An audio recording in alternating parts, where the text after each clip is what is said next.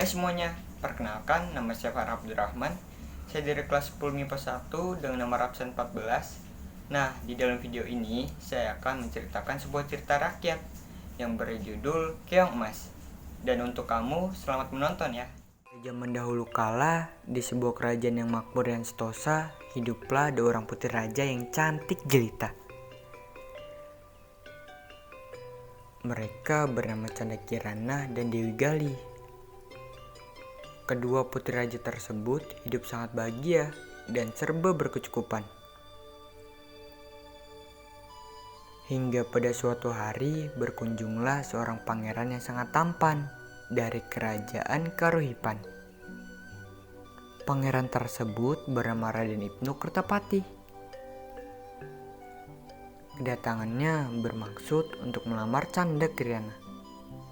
Kunjungan Raden Ibnu Kertapati sangat disambut baik oleh Raja Kertamerta, dan akhirnya Canda Kirana ditunangkan dengan Raden Ibnu Kertapati. Namun, pertunangan itu ternyata membuat Dewi Galuh merasa iri karena merasa kalau Raden Ibnu Kertapati lebih cocok untuk dirinya. Karena tidak terima, Dewi Galuh lalu pergi ke rumah nenek sihir. Dia memohon bantuan agar nenek sihir itu mengutuk Canda Kirana menjadi sesuatu menjijikan dan dijauhkan oleh Raden Ibnu Kertapati. Nenek sihir pun menuruti permintaan Dewi Galuh dan mengutuk Canda Kirana menjadi keong emas, lalu membuangnya ke sungai. Suatu hari, seorang nenek sedang mencari ikan dengan jala, dan keong emas pun tertangkap jala tersebut. Keong emas itu kemudian dibawanya pulang dan diletakkan di atas tempayan. Keesokan harinya, nenek itu mencari ikan lagi di sungai, tetapi tak kunjung dapat seekor ikan pun. Lalu nenek tersebut memutuskan untuk pulang saja. Namun sesampai di rumah ia sangat kaget karena di atas meja sudah tersedia masakan yang terlihat sangat enak. Si nenek kemudian bertanya kepada dirinya sendiri, siapa gerangan yang memasak masakan itu. Kejadian itu terus-menerus berulang setiap harinya. Karena penasaran, keesokan paginya nenek ingin mengintip apa yang terjadi pada saat dia pergi mencari ikan. Nenek itu lalu berpura-pura pergi ke sungai untuk mencari ikan seperti hari biasanya. Ia pun pergi ke belakang rumah untuk mengintip. Setelah beberapa saat, si nenek sangat terkejut karena melihat keong emas itu berubah wujud menjadi gadis yang sangat cantik. Gadis tersebut lalu memasak dan menyiapkan makanan di atas meja. Karena merasa penasaran, nenek tersebut lalu memberanikan diri untuk menegur putri yang cantik itu. "Siapa kamu ini putri cantik dan dari mana asalmu?" tanya si nenek. "Aku adalah putri dari kerajaan yang disihir jadi keong emas oleh nenek sihir utusan saudaraku. Karena iri kepadaku," kata keong emas.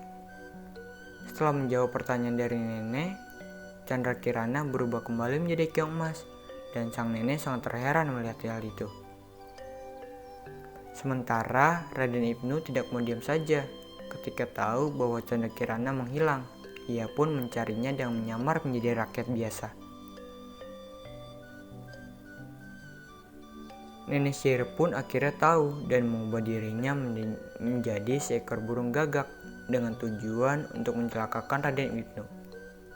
Raden Ibnu terkejut ketika melihat burung gagak yang bisa bicara dan mengetahui tujuannya. Ia menganggap burung gagak itu sakti, karena itu dia menuruti segala perintahnya. Padahal Raden Ibnu sedang diberi petunjuk yang salah.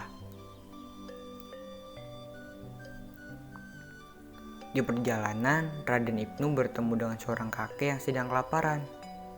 Kakek itu kemudian ia beri makan. Ternyata kakek itu seorang yang sakti dan baik hati. Ia menolong Raden Ibnu dari burung gagak itu. Kakek itu memukul burung gagak dengan tongkatnya dan burung gagak itu tiba-tiba berubah menjadi asap. Akhirnya Raden Ibnu diberitahu di mana keberadaan Canda Kirana dan dimintanya Raden Ibnu untuk segera pergi ke desa Dadapan.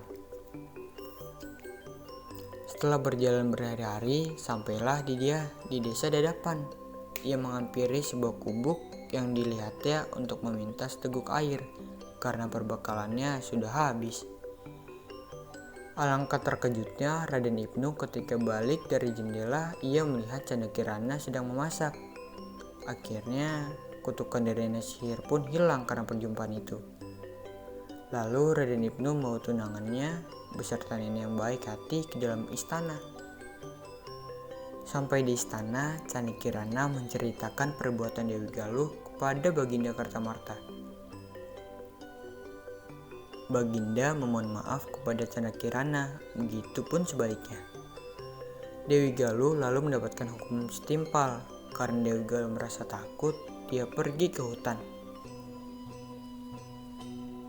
Akhirnya pernikahan Canda Kirana dan Raden Ibnu Kartapura berlangsung dengan sangat meriah. Mereka pun akhirnya hidup bahagia selamanya.